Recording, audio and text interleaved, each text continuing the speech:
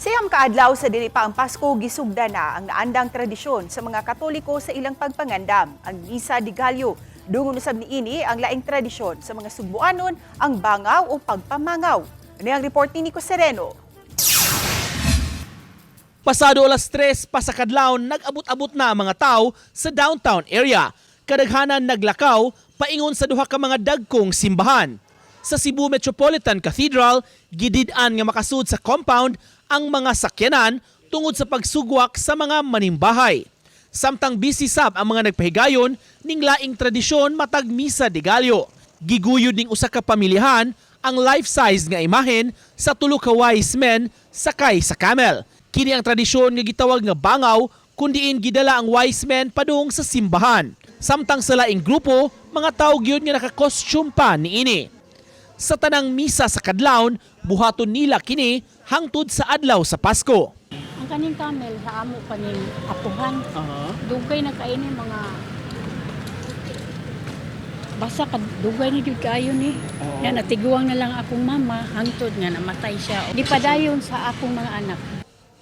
Pasulod sa Basilica Minore del Santo Niño, higpit ang seguridad nga gipatuman. Napuno ang Pilgrim Center para sa alas 4:30 nga misa. Ang rektor sa Basilica ang nangu sa misa kundiin sa iyang wali na nawagan sa mga tao sa ilang preparasyon sa kaugalingon para sa Pasko. Ay nag-abot unta sa Pasko 25 ang kahayag sa Ginoo na ang naa sa atong kasing-kasing.